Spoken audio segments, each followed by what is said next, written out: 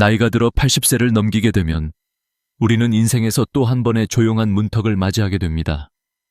이 시기는 과거처럼 몸이 움직여주지 않는 것을 느끼기 시작하고 마음 역시 쉽게 지치거나 외로움을 느끼기 쉬워집니다.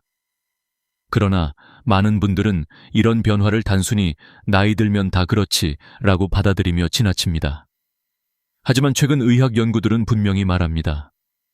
80세 이후 건강의 급락은 자연스러운 노화만의 문제가 아니라 우리가 살아가는 방식에서 비롯된 변화라는 것을요. 다시 말해, 지금부터 어떻게 살아가느냐에 따라 앞으로의 10년, 20년이 달라질 수 있다는 뜻입니다. 통계에 따르면 평균 수명은 83세지만 실제로 스스로 걷고 먹고 씻고 생활을 유지할 수 있는 건강 수명은 73세 전후라고 합니다. 즉, 많은 사람들이 인생의 마지막 10년 이상을 불편과 의존 속에서 보내고 있다는 것입니다. 그런데 더 충격적인 사실은 이 건강 수명과 실제 수명 사이의 간격을 줄일 수 있는 방법이 존재한다는 점입니다. 나이가 많다고 해서 이미 늦은 것이 아니라 지금부터 몸과 마음을 다시 깨우는 시간이 시작될 수 있다는 의미입니다. 우리는 인생의 대부분을 누군가를 위해 살아왔습니다. 가족을 위해, 자녀를 위해, 일을 위해, 사회를 위해 스스로를 내어주며 바쁘게 걸어왔습니다. 그렇게 서둘러 살다 보니 정작 나 자신을 위해 사는 법은 익히지 못한 채 여기까지 도달했습니다. 그래서 은퇴 이후 갑작스러운 정적 속에서 많은 분들이 마음 한켠의 허전함과 두려움을 느끼기도 합니다. 그러나 중요한 것은 이 시기가 끝나는 시간이 아니라 진짜로 나를 위한 시간이 시작되는 시기라는 점입니다. 문제는 나이가 들수록 몸과 마음이 자연스럽게 정지하려는 방향으로 기울어진다는 것입니다. 예를 들어 다리가 약해지면 넘어질까 두려워 외출을 줄이고 그러다 보니 활동량은 점점 줄어들며 근육도 빠르게 감소합니다. 그러면 다시 움직이기 어렵고 결국 일상조차 부담스러워지게 됩니다. 이렇게 몸이 멈추면 마음도 멈춥니다. 식사 의욕이 떨어지고 혼자 먹는 습관이 생기고 영양 균형이 무너지며 면역력과 기력이 함께 빠르게 약해집니다. 몸이 약해지는 것이 마음을 약하게 만들고 마음이 약해지는 것이 다시 몸을 무너뜨리는 악순환이 시작되는 것입니다. 하지만 여기서 중요한 전환점이 있습니다. 멈춰가는 삶을 다시 흐르게 만들 수 있다면 건강은 다시 살아날 수 있다는 점입니다. 일본 도쿄 노화 연구센터의 장수 노인 추적 조사에서 90세 이후에도 근육량이 회복된 사례가 다수 발견되었습니다. 그들의 공통점은 특별한 운동을 한 것도 고가의 건강식품을 먹은 것도 아니었습니다. 천천히 걷고 누군가와 함께 식사하고 머리를 쓰고 잘 웃고 잘 자는 것, 아주 단순한 5가지였습니다. 이 단순한 일이 몸 전체의 순환을 다시 깨우고 면역과 호흡과 기억 능력까지 되살리는 놀라운 변화로 이어졌던 것입니다. 여기서 핵심은 억지로 하지 않는 것입니다. 80세 이후 건강은 새로운 능력을 얻는 것이 아니라 지금 가진 것을 지키고 유지하는 데에 목적이 있습니다. 무리하게 운동을 늘리거나 갑자기 많은 목표를 세우는 것이 아닙니다. 나의 속도를 존중하며 천천히 하지만 꾸준히 일상을 흐르게 만드는 것이 가장 현명한 방법입니다. 많은 전문가들이 이렇게 말합니다. 노년의 건강은 근육이 아니라 리듬에서 시작된다. 걷는 리듬, 먹는 리듬, 쉬는 리듬, 자는 리듬. 이 리듬이 안정될수록 몸은 스스로 회복합니다. 이 영상을 보고 계신 여러분은 이미 중요한 첫걸음을 내디딘 것입니다. 왜냐하면 변화는 알아보는 것에서 시작되기 때문입니다. 지금 이 순간 돌아보며 스스로에게 이렇게 말해보세요. 지금부터는 남은 시간이 아니라 내 시간이 시작된다. 이 한 문장이 앞으로의 삶을 바꿀 수 있습니다. 나이가 들면 몸의 변화는 아주 조용하게 시작됩니다. 처음에는 계단을 오르기가 조금 더 힘들어진 것 같고 오래 서 있으면 허리가 뻐근해지고 이전보다 걸음이 느려진 것 같다는 생각이 스치듯 지나갑니다. 하지만 대부분의 사람들은 이 변화를 크게 중요하게 여기지 않습니다. 나이 들면 원래 이렇게 되는 거지. 이렇게 말하며 그냥 넘겨버립니다. 그러나 바로 이 작은 변화가 삶 전체를 바꾸는 시작점이 됩니다. 의학에서는 이것을 근육이 잠드는 시기라고 부릅니다. 근육은 쓰지 않으면 아주 빠르게 기능을 잃습니다. 그리고 한 번 잃기 시작하면 되돌리기가 쉽지 않습니다. 서울대학교 노년의학센터 연구 결과에 따르면 80세 이상 고령자의 87%가 근육 위축과 근력 저하를 겪고 있습니다.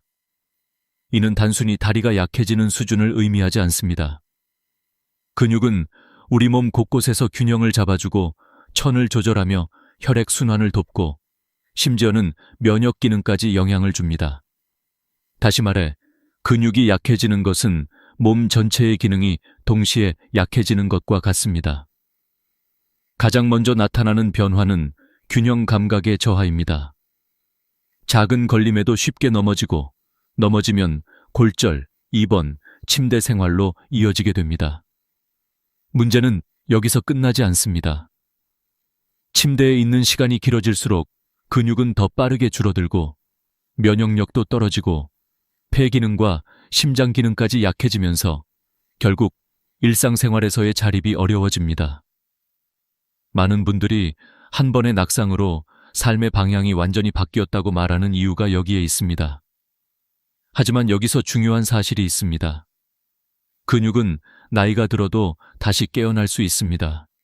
일본 도쿄 노화연구소는 90세 이상의 고령자 그룹을 대상으로 연구를 진행했습니다.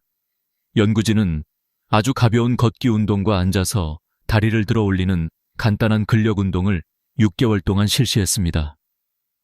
그 결과 참가자들의 근육량은 평균 8% 증가했고 걷는 속도와 균형 능력도 눈에 띄게 향상되었습니다. 연구진은 이렇게 말했습니다. 근육은 죽지 않는다. 다만 잠들어 있을 뿐이다. 깨워주면 다시 움직이기 시작한다. 그러나 여기서 조심해야 할 점이 하나 있습니다. 무리하면 오히려 건강을 해칠 수 있다는 것입니다. 많은 분들은 건강을 되찾겠다는 마음으로 갑자기 과한 운동을 시작합니다.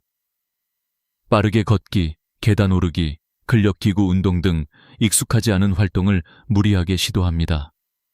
하지만 나이가 들어 몸의 회복 속도는 결코 예전과 같지 않습니다.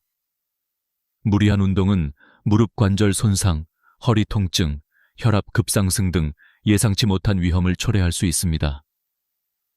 그렇다면 나이에 맞는 가장 안전하고 효과적인 방법은 무엇일까요? 첫째, 천천히 걷는 것부터 시작하는 것입니다. 걸음 속도는 빠를 필요가 없습니다. 발바닥이 바닥을 느끼는 정도의 속도, 하루 10분에서 시작해 20분, 30분으로 늘려가는 것이 좋습니다. 중요한 것은 속도가 아니라 꾸준함입니다. 숨이 약간 차고 땀이 아주 살짝 맺힐 정도면 충분합니다. 둘째, 앉아서 할 수 있는 근력 깨우기 운동입니다. 예를 들면 의자에 앉아 무릎을 천천히 들어 올리기, 발끝과 발뒤꿈치를 번갈아 움직이기, 허리를 세우고 어깨를 천천히 돌리기 같은 동작들입니다. 이 운동들은 관절에 무리를 주지 않으면서 근육에 직접 자극을 주는 운동입니다. 셋째, 넘어짐을 예방하는 균형 감각 훈련입니다. 벽을 가볍게 짚고 한 발로 서보기, 혹은 양발을 좁혀 세우고 중심을 잡아보는 간단한 동작만으로도 균형 능력을 유지하는 데 큰 도움이 됩니다. 그리고 무엇보다 중요한 것이 있습니다. 내가 할 수 있는 만큼만 한다는 마음입니다.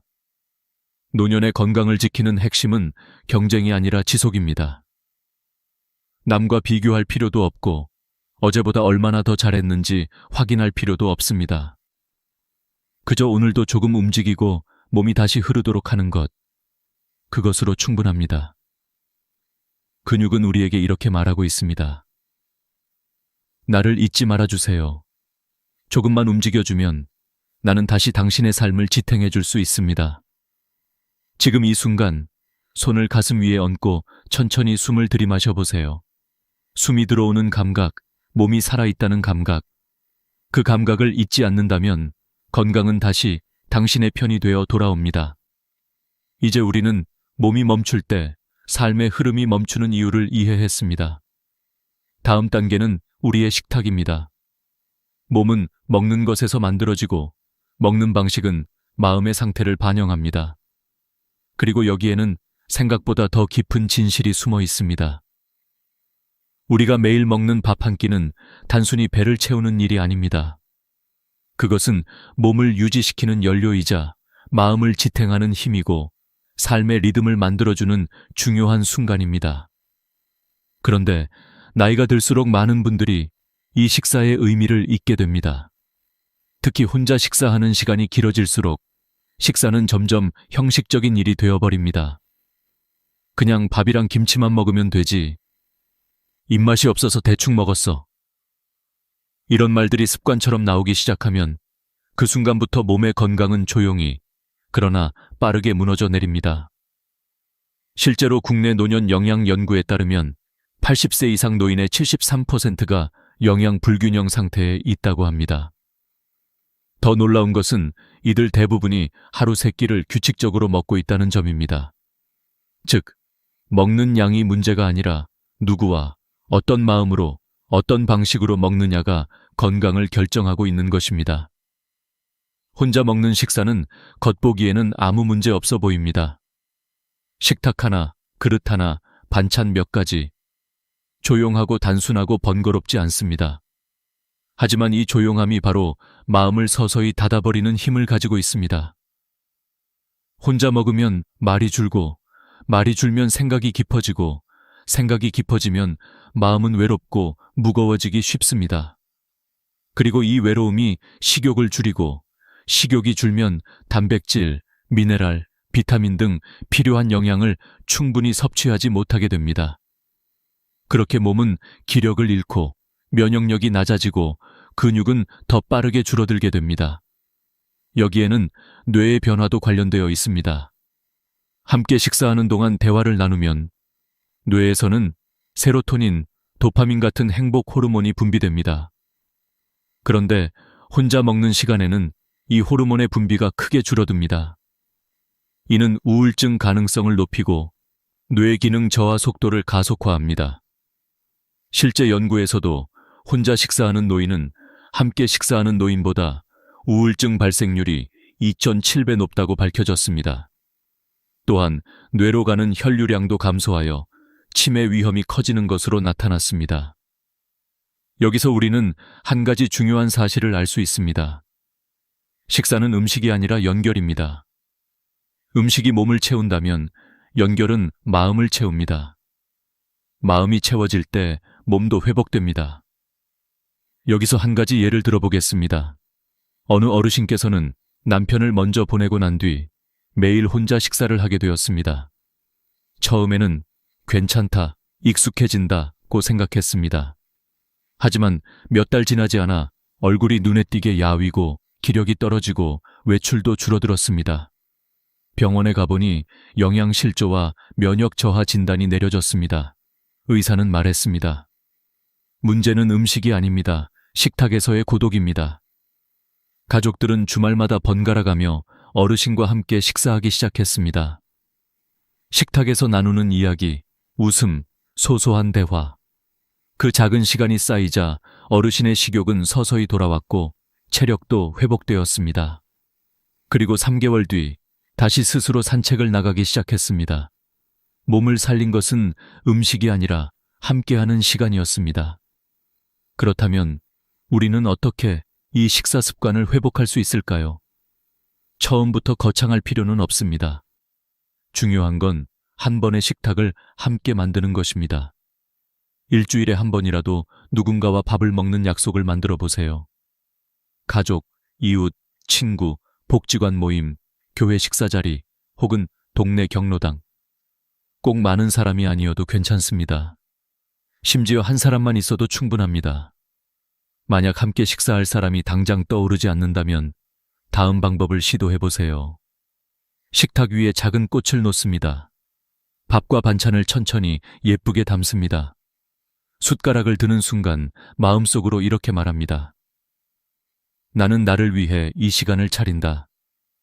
혼자 있어도 나를 소중히 대하는 태도는 곧 외로움을 줄이고 마음을 따뜻하게 만들어줍니다.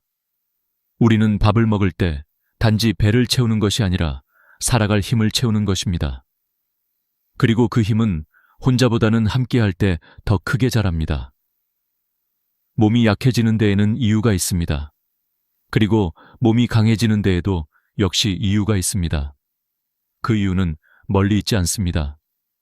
바로 식탁 위의 온기, 나를 위한 한 숟가락, 우리를 위한 한 시간 속에 있습니다. 이제 몸과 마음이 음식과 연결되어 있다는 사실을 이해했습니다. 다음은 또 다른 중요한 진실, 바로 움직이지 않을수록 건강이 무너진다는 현실입니다. 그리고 그 속에는 많은 가족들이 놓치고 있는 오해가 숨어 있습니다.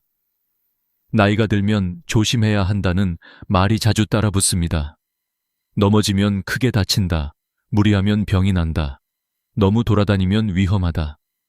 그래서 많은 어르신들이 스스로 움직임을 줄이고 가족들도 그냥 집에 계세요 라고 말합니다. 하지만 바로 그 조심이 건강을 더 빨리 무너뜨리는 가장 위험한 함정이라는 사실을 아시나요? 의학에서는 이를 과도한 정지 증후군이라 부릅니다. 몸을 보호한다는 이유로 움직임을 줄일 때 근육과 심장, 폐, 뇌 기능이 동시에 약해지는 현상입니다. 이것은 조용히, 그러나 매우 빠르게 진행됩니다. 예를 들어 보겠습니다. 어느 날 어르신이 살짝 균형을 잃고 넘어졌다고 합시다. 가족들은 그 다음부터 걱정이 되어 이렇게 말합니다. 아버지, 밖에 나가지 마세요. 위험해요. 엄마, 계단 내려가면 안 돼요. 그냥 집에만 계세요. 처음에는 사랑이었습니다. 하지만 시간이 지나면서 그 사랑은 움직임을 앗아가고 움직임이 사라지면 근육도 사라집니다.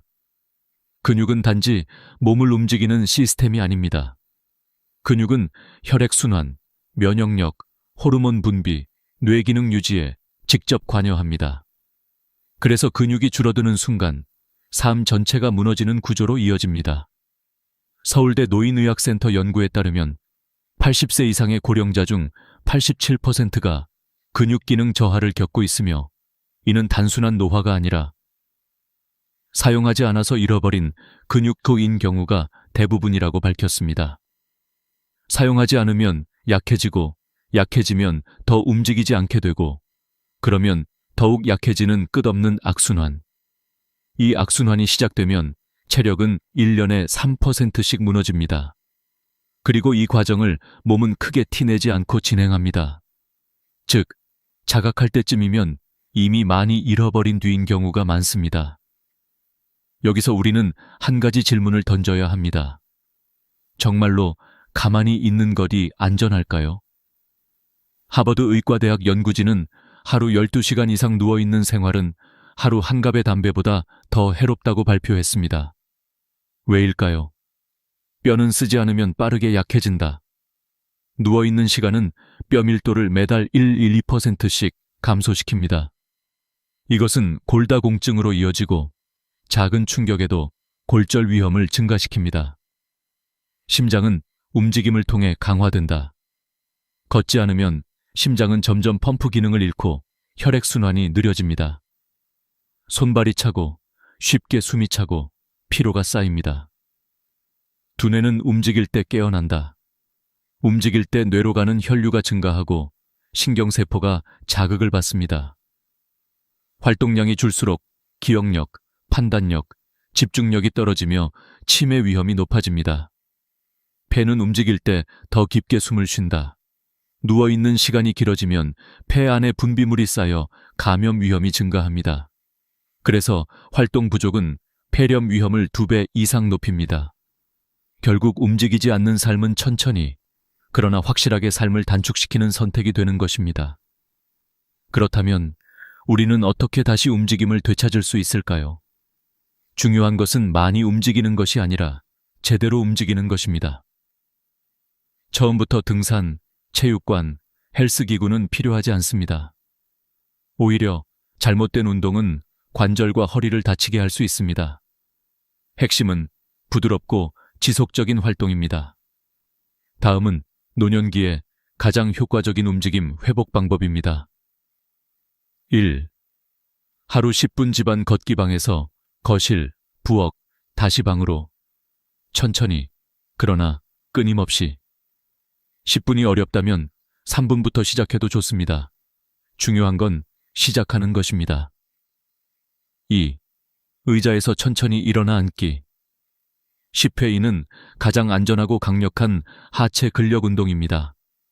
넘어짐 예방 효과는 47%나 증가합니다. 3. 햇빛 아래 5분 서 있기. 햇빛은 비타민 D를 활성화하여 뼈와 면역을 보호합니다. 동시에 기분을 안정시키는 세로토닌 분비가 늘어나 우울감을 줄여줍니다.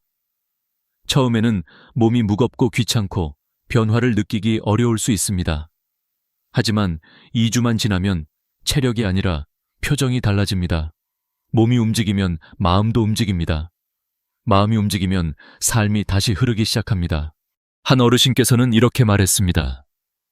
가만히 있는 것이 편한 줄 알았는데 움직이기 시작하니 사는 기분이 다시 돌아왔습니다. 그렇습니다. 우리가 걷는 이유는 오래 살기 위해서가 아니라 살아있는 느낌을 되찾기 위해서입니다. 이제 우리는 알고 있습니다. 건강은 갑자기 무너지는 것이 아니라 조금씩 멈추는 순간부터 무너진다는 것을. 그리고 회복 또한 갑자기 오는 것이 아니라 조금씩 움직이기 시작하는 순간부터 다시 시작된다는 것을. 나이가 들수록 사람은 외로움과 마주하게 됩니다. 하지만 많은 분들은 외로움이 마음만 아프게 하는 감정적 문제라고 생각합니다. 그러나 의학은 말합니다. 외로움은 실제로 몸을 병들게 만드는 질병이라고. 특히 80세 이후에는 외로움이 식사 습관과 생활 방식에 직접적인 영향을 미쳐 건강을 빠르게 악화시키는 가장 큰 요소가 됩니다. 예를 하나 들어보겠습니다. 같은 도시, 같은 아파트 단지에 사는 2명의 할머니가 있었습니다. 한 분은 매일 혼자 식사했고, 한 분은 일주일에 3번 이웃들과 함께 밥을 먹었습니다. 6개월 뒤 2분의 몸에서 놀라운 차이가 나타났습니다. 혼자 식사하던 할머니는 체중이 4kg 줄었고 근육량도 감소했습니다.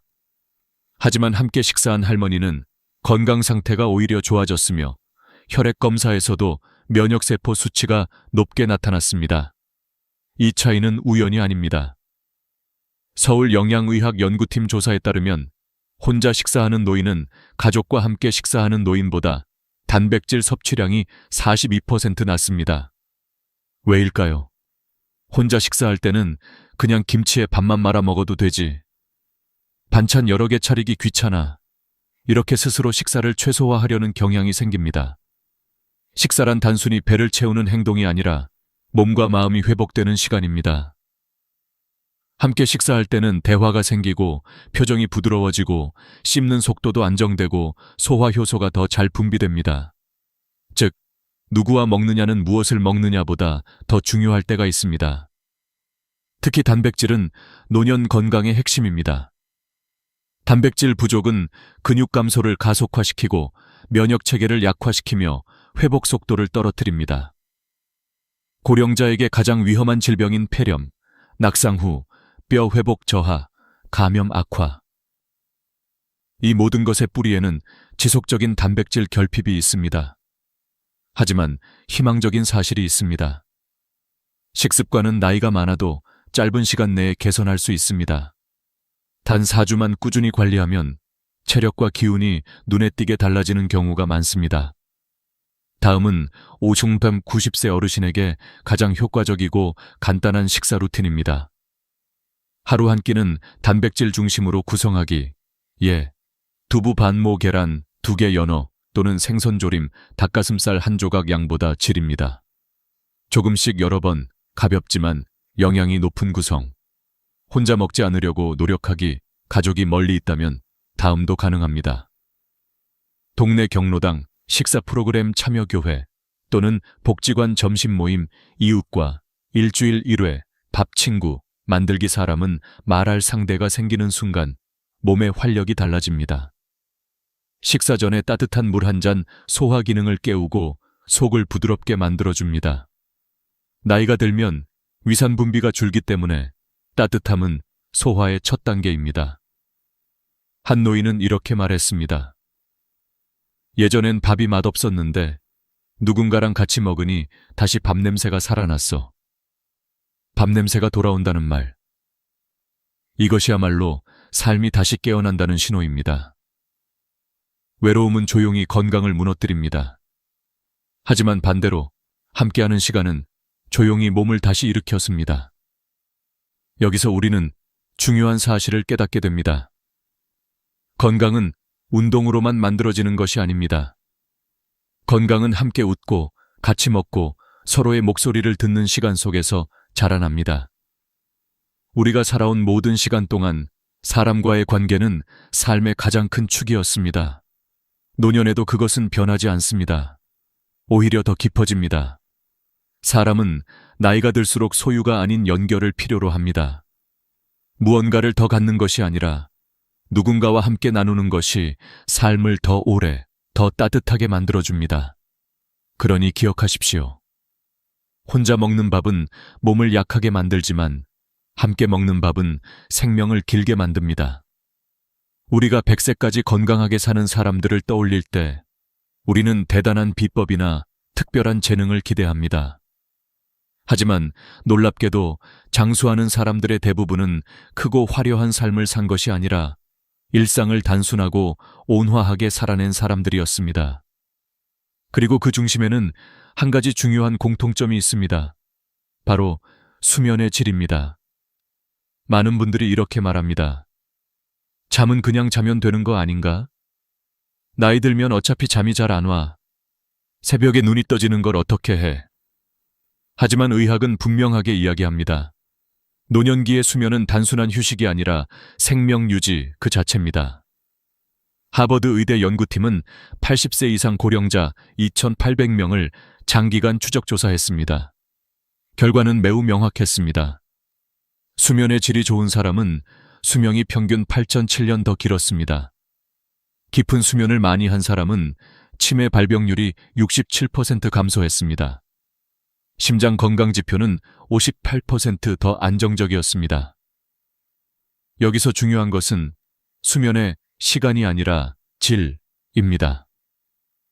많은 분들이 8시간을 자는 것이 정답이라고 생각하지만 8시간을 자더라도 얕은 수면만 지속되면 몸은 회복되지 않습니다. 반대로 6시간만 자도 깊은 수면이 충분하면 몸은 훨씬 튼튼해집니다. 수면 중에는 뇌가 잠들지 않습니다. 오히려 깨어 있을 때보다 더 활발해지는 순간이 있습니다. 뇌는 기억을 정리합니다. 독소를 제거합니다.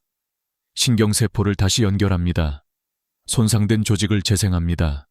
면역 시스템을 복구합니다. 즉, 잠을 제대로 자는 것은 뇌가 스스로를 청소하고 마음과 몸을 되살리는 시간입니다. 그렇다면 왜 나이가 들수록 수면의 질이 떨어질까요? 이유는 단순합니다. 생활 리듬이 깨졌기 때문입니다. 늦게 자고, 낮에 오래 자고, 밤에 TV와 스마트폰을 보면서 뇌를 계속 자극하면 우리 몸의 생체 시계는 방향을 잃습니다. 마치 낮과 밤이 뒤바뀐 세계에 갇히는 것과 같습니다. 따라서 노년기에 가장 필요한 것은 리듬을 다시 세우는 것입니다. 다음은 노년기의 황금 수면 루틴입니다. 매일 같은 시간에 자고 일어나기 시간은 약속입니다. 몸은 약속에 반응합니다.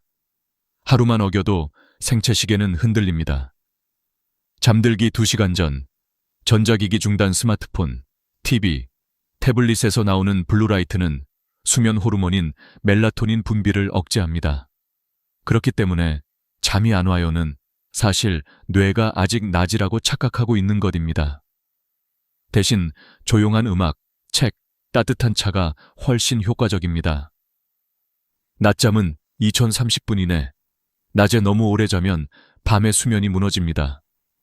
짧게, 가볍게, 피로만 덜어내는 정도면 충분합니다. 잠자기 전 몸을 따뜻하게 하기 따뜻한 물로 손과 발을 데워주면 몸은 자연스럽게 이제 휴식해야 한다고 인식합니다. 따뜻함은 수면으로 가는 입구입니다. 이렇게 리듬이 회복되기 시작하면 생각보다 빠르게 변화가 나타납니다. 아침에 눈을 떴을 때 개운함이 찾아오고 낮 동안의 기운이 달라지고 저녁 시간이 더 평온해지고 감정이 부드러워지고 몸이 다시 자기 속도를 찾습니다. 그리고 여기서 아주 중요한 사실을 발견하게 됩니다. 건강은 거창한 변화에서 오는 것이 아니라 조용한 반복 속에서 자라난다는 것. 우리는 평생 일하고 책임지고 참고 버텨왔습니다. 누군가를 위해 노력하며 살아왔습니다. 그러나 이제는 인생의 무게를 내려놓고 내 몸과 마음이 원하는 속도로 살아도 괜찮습니다. 건강하게 산다는 것은 전쟁이 아니라 조화입니다. 억지로가 아니라 맞춰가는 것입니다. 빠르게가 아니라 꾸준하게입니다. 이제 여러분에게 묻고 싶습니다. 오늘 하루, 나 자신을 위해 남겨둔 시간은 몇 분이었나요? 만약 없다면, 이제부터는 하루 중 5분이라도 나만의 빈칸을 남겨두세요.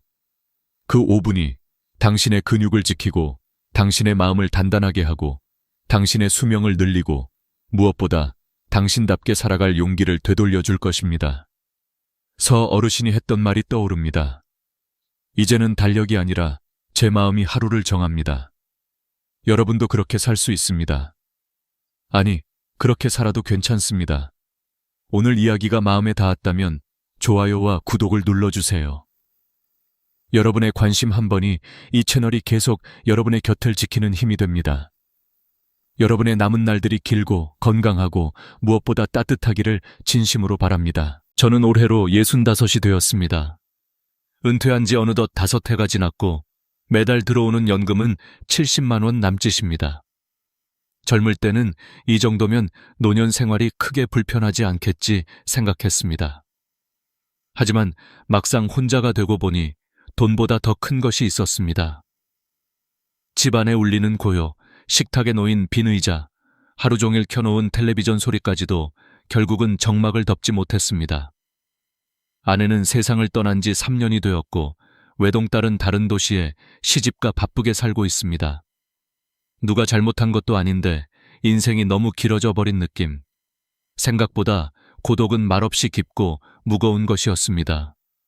그래서 저는 마지막 여정을 함께 걸어갈 누군가를 찾아보고 싶었습니다. 늦은 나이에 새로운 인연을 찾는다는 것이 쉬운 일은 아니라는 걸 잘 압니다. 하지만 사람의 마음은 나이와 상관없이 여전히 따뜻함을 원하죠. 저는 아파트 관리인에게 은근히 말했습니다. 혹시 괜찮은 분 있으면 소개 좀 부탁드립니다.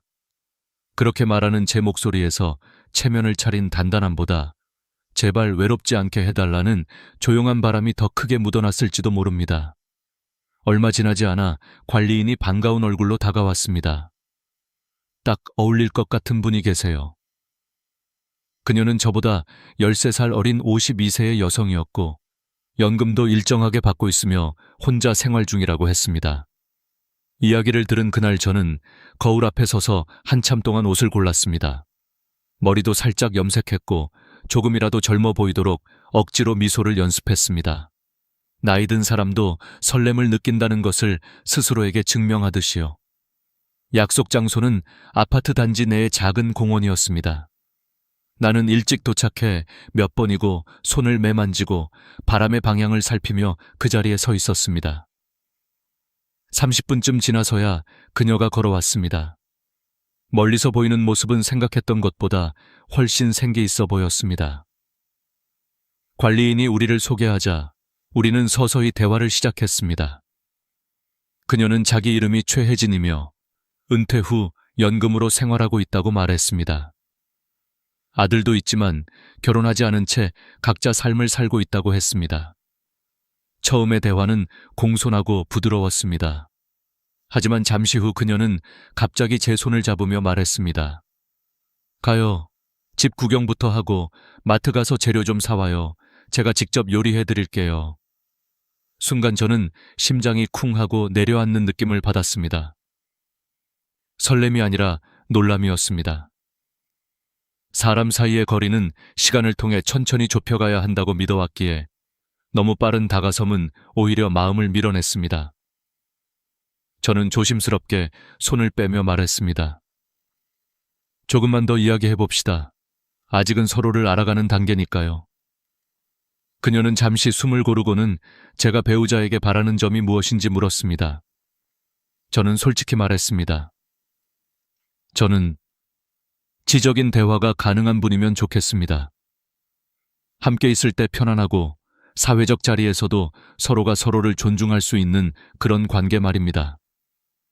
그러자 그녀는 웃으며 되묻습니다. 제가 그런 사람이 아닐 것 같으세요? 그리고는 곧 자신도 조건을 말해야겠다며 자세를 바로잡았습니다. 그녀는 단순한 사람이 아니었습니다. 단단했고 자기 욕구를 정확히 알고 있었고 그것을 숨기지 않았습니다. 그녀는 말했습니다. 저는 선생님 같은 분을 좋아해요. 하지만 대신 조건이 있어요. 4가지예요. 그 말은 마치 문을 하나씩 잠그는 소리처럼 제 마음을 서서히 조여왔습니다. 그리고 그 조건들 속에는 단순한 바람이 아니라 그녀가 살아온 세월의 흔적과 두려움, 그리고 상처가 숨어 있었습니다. 그녀의 눈빛은 담담했고 말투는 너무나 또렷했습니다. 그 순간 저는 깨달았습니다. 이 만남은 단순한 소개팅이 아니라 서로의 과거가 다시 부딪히는 자리였다는 것을. 사람은 나이가 들수록 단순해지는 것 같지만 사실은 그렇지 않습니다. 세월이 오래될수록 마음은 더 복잡해지고 상처는 더 깊어지고 그 속에서 안전을 확인하려는 마음은 더욱 절실해집니다. 그리고 그 다음에 그녀가 꺼낸 조건들은 내가 상상했던 동행과는 너무도 다른 방향을 향하고 있었습니다. 그녀는 다리를 꼬고 제 눈을 바라보며 천천히 첫 번째 조건을 말하기 시작했습니다. 우리가 서로 마음이 맞는다면 6개월 동안 동거를 해보고 싶어요. 하지만 그 전에 500만 원을 보증금으로 주셨으면 해요. 제가 불안하지 않도록요. 순간 저는 숨이 목안에 걸렸습니다. 그녀의 목소리는 차분했지만 그 속에는 단단한 벽이 서 있는 것처럼 들렸습니다. 사람 사이의 믿음은 시간을 두고 쌓아야 한다고 나는 믿어왔습니다. 하지만 그녀에게 믿음은 시간이 아니라 확인된 보증이었습니다. 아마 그녀는 인생에서 누군가에게 여러 번 기대고 배신당하고 무너지고 그 끝에서 믿음은 결국 증명 가능한 것이라고 결론 지었을지도 모릅니다. 나는 순간 가슴이 답답했습니다. 사랑의 시작이 설렘이 아니라 계약서로 시작해야 한다니. 하지만 그녀의 이야기는 거기서 멈추지 않았습니다. 두 번째 조건은 여행이었습니다. 우리는 이제 황홍이에 들어섰잖아요. 남쪽으로 한 달 여행 가고 싶어요. 그리고 결혼 사진을 꼭 찍고 싶어요.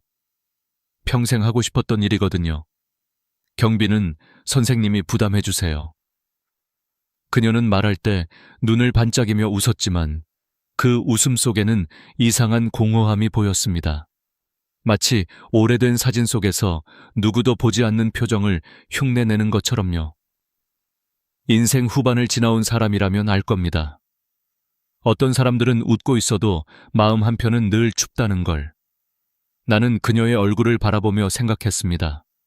이 사람은 행복을 바라는 게 아니라 잃어버린 시간을 되돌리고 싶어 하는 걸지도 모른다는 것을.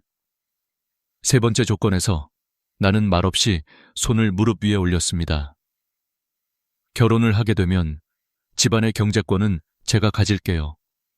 선생님은 매달 용돈을 받는 방식으로 살면 좋겠어요. 그녀는 정말 진지했습니다. 장난도 아니었고 시험도 아니었습니다. 그녀에게 이것은 안전의 방식이었습니다. 그러나 내 안에서는 조용히 무언가 부서지는 소리가 났습니다. 나는 평생 가족을 지키기 위해 가장으로 서 있었던 사람입니다. 책임을 졌고 무거운 짐도 끝까지 들었습니다. 그런데 이제 와서 나는 관리받는 사람이 되는 걸까요? 내 인생의 마지막 남은 자존심마저 누군가에게 맡겨야 한다는 건 너무도 낯선 일이었습니다. 그녀는 여전히 부드러운 미소를 짓고 있었지만 그 미소는 내가 살아온 시간을 이해하려는 미소는 아니었습니다. 그저 자신이 원하는 삶을 되찾으려는 표정이었습니다. 그리고 네 번째 조건. 그 조건은 오히려 가장 조용했지만 가장 큰 벽이었습니다. 저는 혼자 자는 게 익숙해요. 같은 집에 살아도 서로 다른 방을 쓰고 싶어요. 잠자리도 따로. 말은 단순했지만 그 말 속에는 오래된 외로움이 고여 있었습니다. 사람은 정말 혼자 오래 살면 누군가의 천조차 낯설어집니다. 누군가 곁에 있는 게 아니라 누군가 곁에 있다는 사실을 허락해야 하는 것이 됩니다.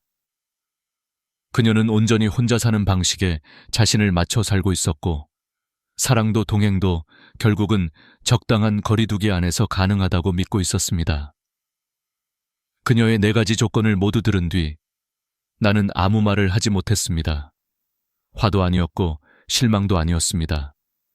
그저 마음이 천천히 식어가는 느낌이었습니다. 내가 기대했던 것은 조건이 아니라 마음, 대화, 서로를 천천히 배워가는 시간들이었습니다. 그러나 그녀는 이미 그녀의 삶을 방어하는 방식으로 굳어져 있었습니다. 나는 조용히 말했습니다. 죄송하지만 말씀하신 조건들은 제가 받아들이기 어렵습니다. 그 말은 마치 오래된 돌문을 천천히 닫는 것처럼 느껴졌습니다. 그녀는 고개를 끄덕였고 나는 천천히 자리에서 일어났습니다. 공원을 나서며 나는 문득 깨달았습니다. 나이는 사람을 단단하게 만들기도 하지만 때로는 너무 단단하게 만들어 서로 닿을 수 없는 벽이 되기도 한다는 것을. 그녀는 잘못된 사람이 아니었습니다. 다만 서로 닿을 수 없는 거리에서 마음을 지키며 살아온 사람일 뿐. 그리고 아마 나도 그와 크게 다르지 않을지 모릅니다. 나 역시 내 상처와 경험 속에서 조용히 굳어지고 있었으니까요.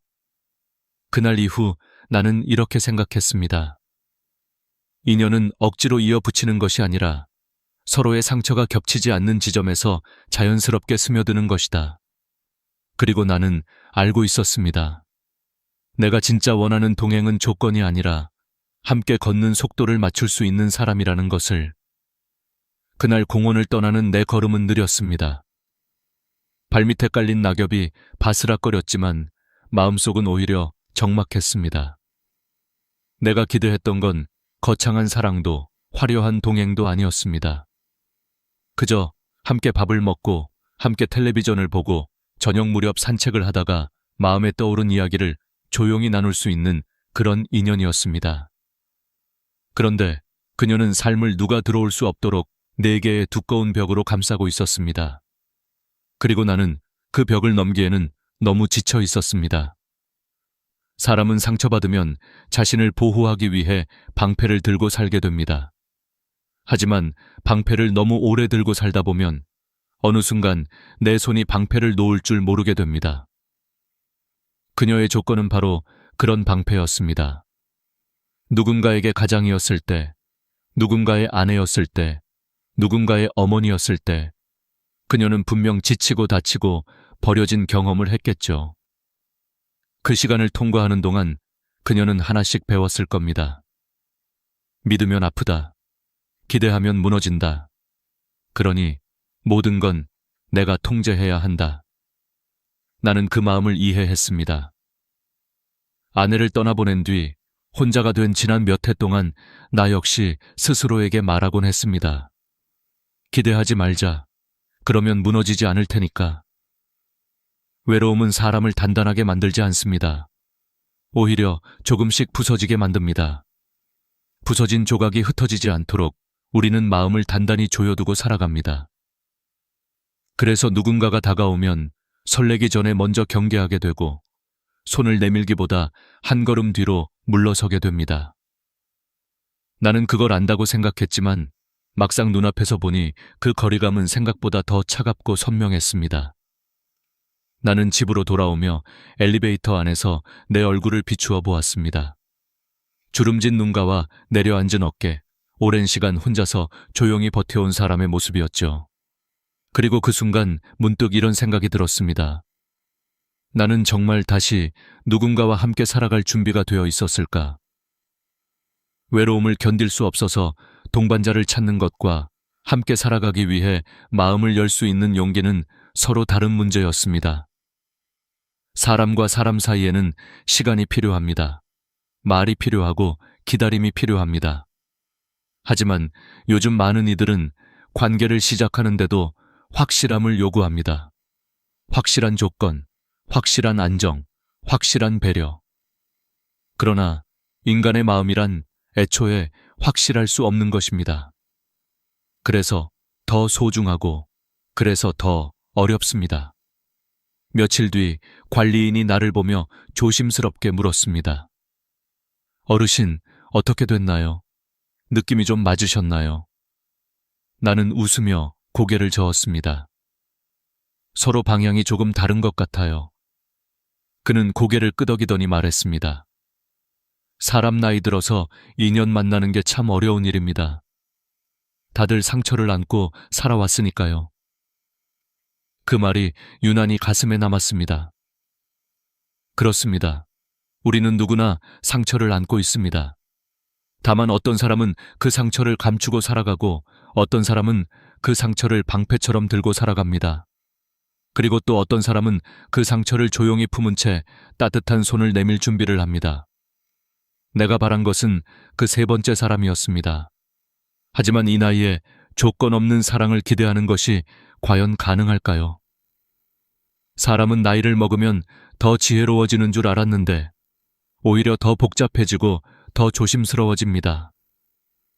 젊을 땐 사랑이 시작이었지만 나이가 들면 사랑은 계산이 되고 균형이 되고 이해가 됩니다. 그러나 한편으로는 그만큼 진심이 더 귀해집니다. 억지로 맞추려 하지 않아도 되고 상대를 바꾸려 하지 않아도 됩니다. 그저 서로의 속도를 맞추며 함께 걷는 사람, 그것만으로 충분합니다. 나는 다시 생각합니다. 왜 나는 누군가를 찾고 있었을까? 외롭기 때문일까? 아니면 함께한 시간이 의미 있게 흘러가길 바랐기 때문일까? 아마 둘 다일 겁니다. 우리는 혼자 살 수 있지만 혼자 살도록 만들어지지 않았습니다. 마음은 누군가에게 닿을 때 비로소 살아있음을 느낍니다. 그래서 오늘도 누군가는 용기를 내어 다시 누군가에게 손을 내밉니다. 비록 그 손이 다시 상처를 받을지 모른다고 해도. 그날 이후 나는 한 가지를 분명히 깨달았습니다. 인연은 조건으로 이어지는 것이 아니라 마음이 닿을 준비가 되었을 때 비로소 시작된다는 것을. 그리고 나는 아직 완전히 닫혀버린 사람은 아니었습니다.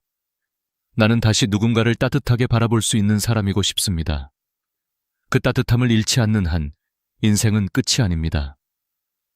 그날 이후 나는 많은 생각을 하게 되었습니다.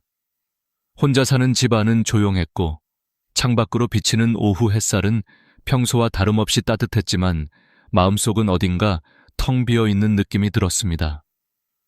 나이가 들수록 마음은 더 단단해지는 줄 알았지만 사실은 더 부드러워지고 더 쉽게 흔들린다는 것을 그때야 알았습니다. 우리가 나이 들어 외로움을 느끼는 이유는 단지 사람이 없어서가 아니라 마음을 나눌 상대가 없기 때문입니다. 말 한마디를 들어줄 사람, 사소한 일에도 함께 웃어줄 사람, 그것만으로도 삶은 충분히 따뜻해질 수 있습니다. 하지만 그런 사람을 찾는 일이 왜 이렇게 어려운 걸까요? 아마도 사람마다 살아온 시간이 다르고 그 속에서 생긴 상처의 모양이 모두 다르기 때문이겠죠. 상처의 모양이 맞지 않으면 서로의 마음이 닿기 어렵고 상처의 깊이가 다르면 그 속도를 맞추기도 쉽지 않습니다. 나는 며칠 동안 산책을 하며 스스로에게 질문을 던졌습니다. 내가 진짜 바라는 건 무엇인가? 화려한 로맨스도 누군가에게 의지하는 삶도 아니었습니다. 그저 평범한 일상을 함께 나눌 사람. 아침에 눈을 뜨면 같은 공간에 숨이 있다는 사실만으로 안도할 수 있는 사람. 저녁에 창문 너머로 지는 노을을 바라보며 오늘 참 괜찮은 하루였네 라고 조용히 이야기할 수 있는 사람. 내가 바라는 건 바로 그런 소박한 행복이었습니다. 그런데 세상은 소박한 행복을 얻는 일이 가장 어렵다고 말합니다.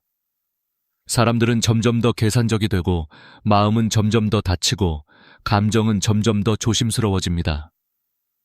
하지만 사람의 마음이라는 건 본래 그렇게 복잡하지 않습니다.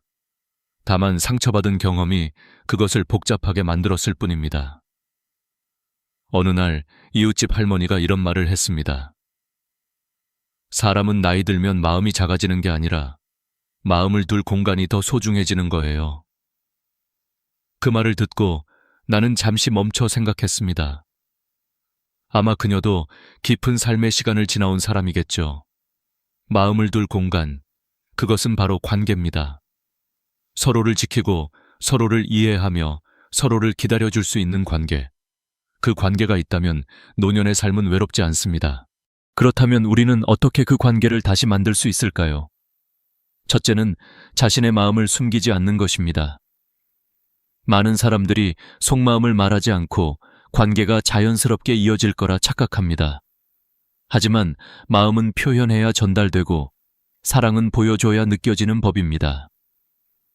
괜찮아 라는 말 뒤에 숨은 외로움, 피곤함, 그리움들.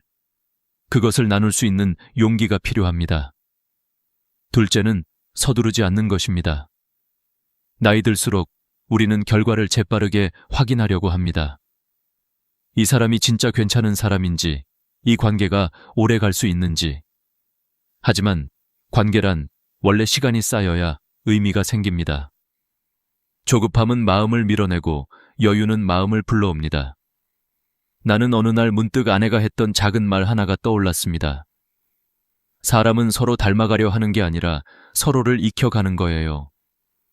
젊을 때는 이해하지 못했던 말이었지만 지금은 알겠습니다.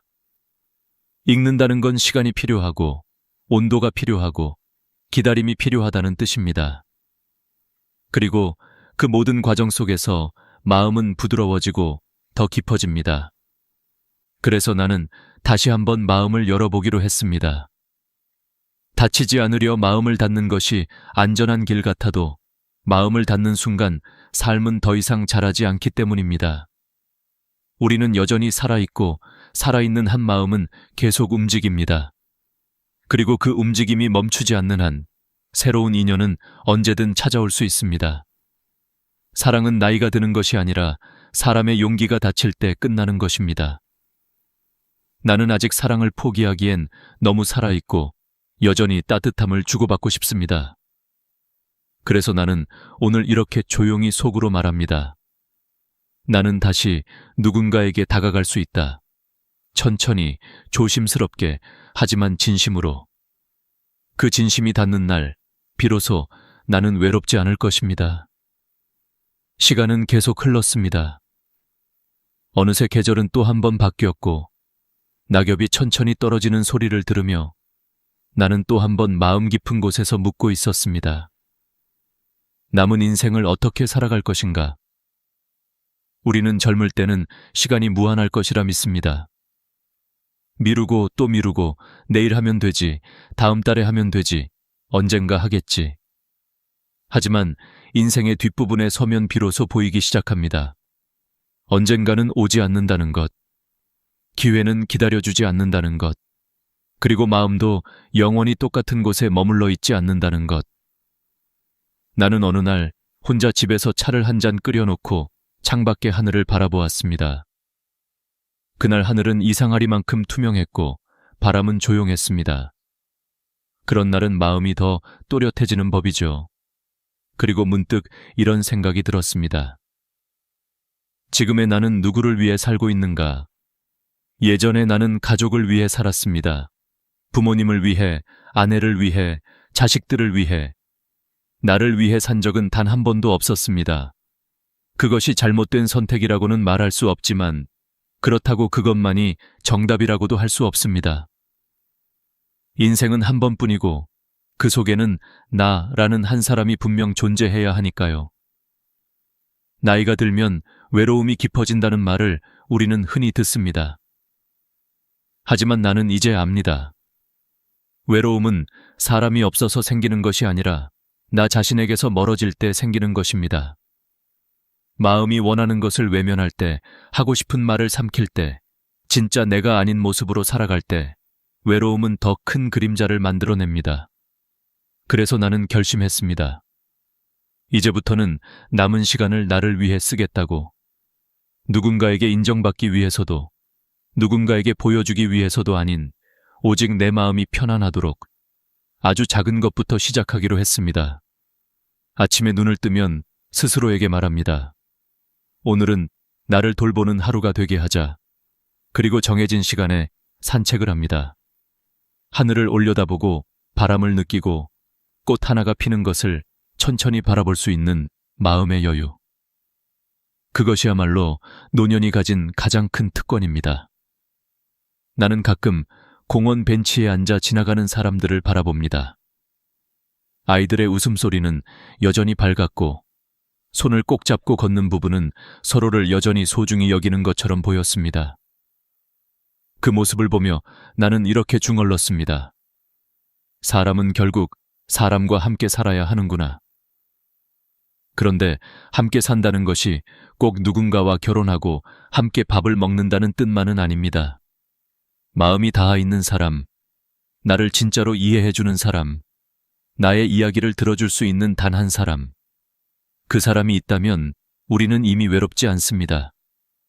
그래서 나는 서두르지 않기로 했습니다. 인연은 찾아다닌다고 오는 것이 아니라 마음이 준비되었을 때 조용히 다가오는 것이라는 걸 나는 이제 알기 때문입니다. 어느 날 이웃집 아저씨가 이런 말을 했습니다.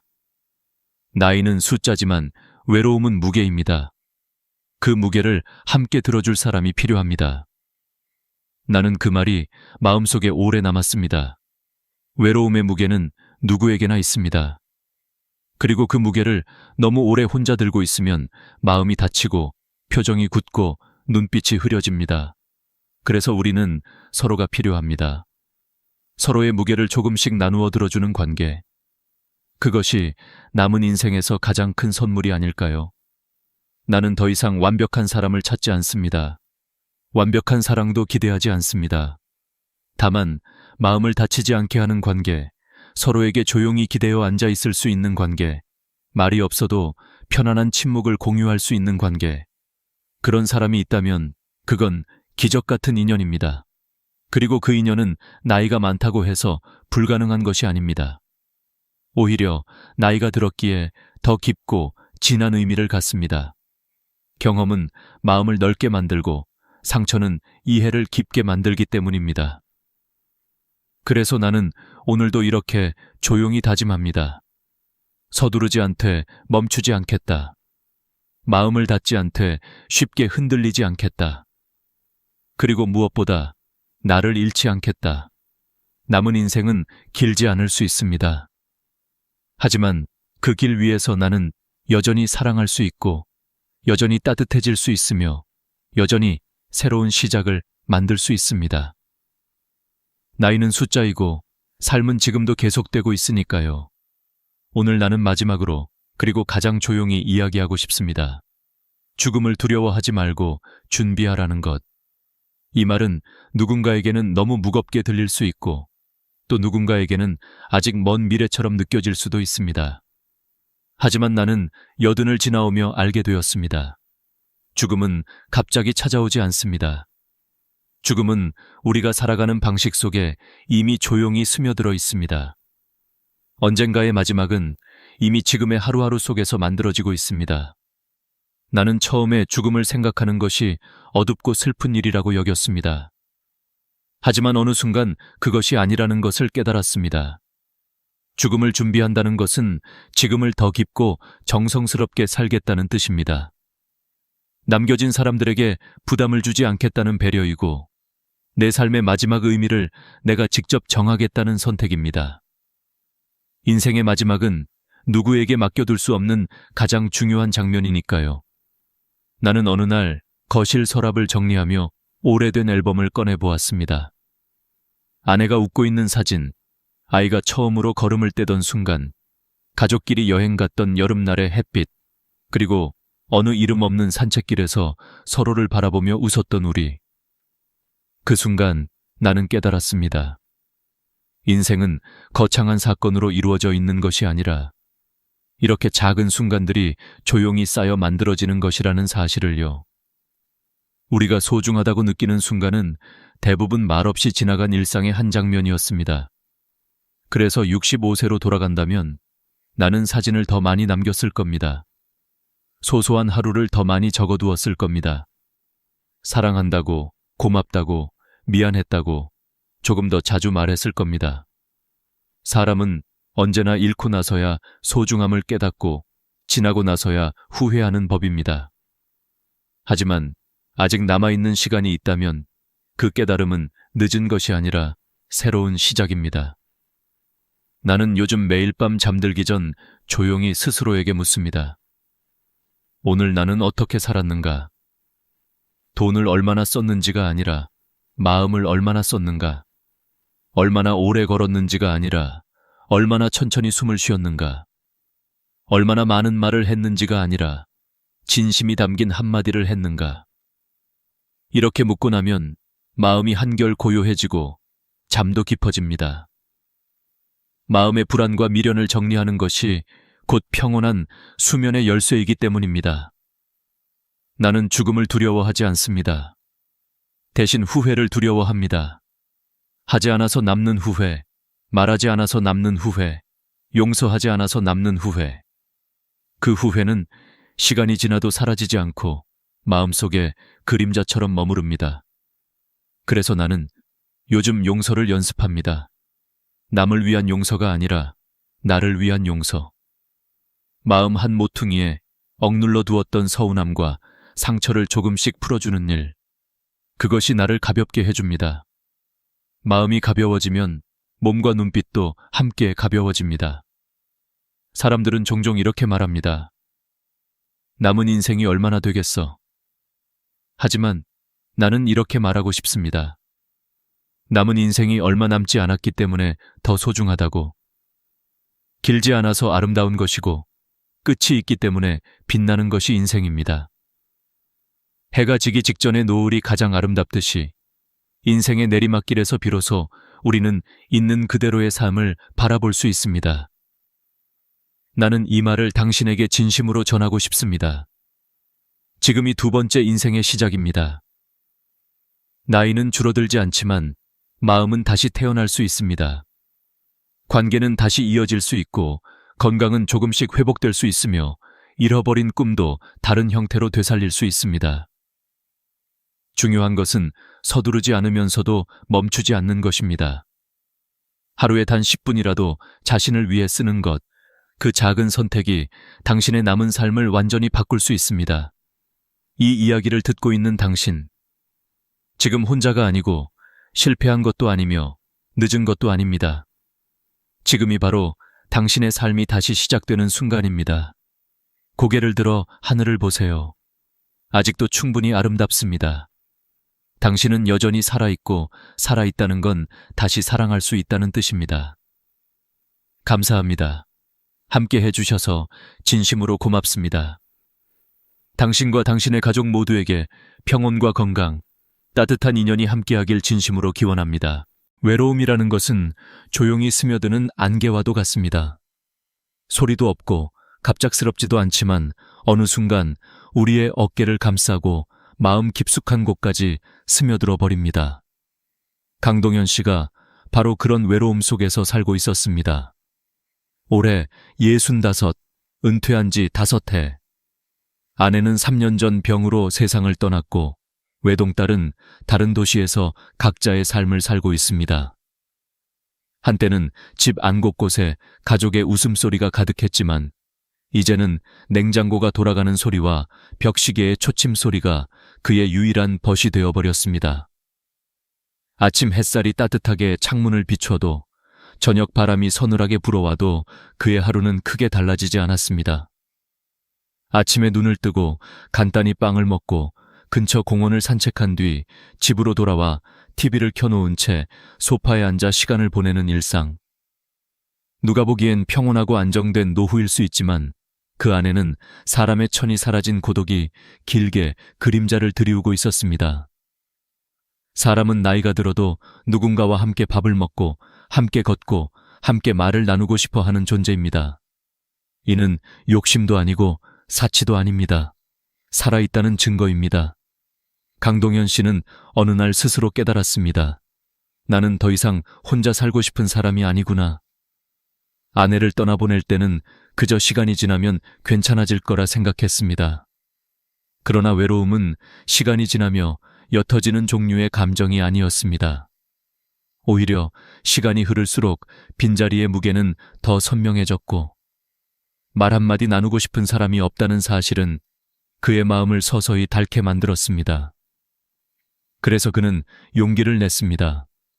다시 한번 인연을 찾아보기로 말입니다. 누군가에게 자신의 삶을 맡기거나 의존하려는 것이 아니라 서로 기대고 의지하며 마지막 여정을 함께 걸어갈 수 있는 사람을 찾고 싶었습니다. 나이 든 사람의 사랑은 젊은 시절의 사랑과 다릅니다. 설렘보다 배려가 앞서고 열정보다 안정이 중요하며 겉모습보다는 마음의 깊이가 더 소중해집니다. 그에게 필요한 것도 그런 사랑이었습니다. 화려하지 않아도 좋고 드라마처럼 뜨겁지 않아도 괜찮았습니다. 그저 같은 식탁에서 따뜻한 국을 나누고 같은 길을 천천히 걸어가며 하루의 끝에 오늘도 수고했어요 라고 말해줄 사람이면 충분했습니다. 그래서 그는 아파트 관리인에게 조심스럽게 요청했습니다. 혹시 내 나이 또래이거나 적당히 마음이 따뜻한 분을 알고 계시다면 소개해 주실 수 있을까요? 누구에게 이런 부탁을 한다는 것은 쉬운 일이 아닙니다. 자존심도 두려움도 망설임도 모두 삼켜야 하는 일입니다.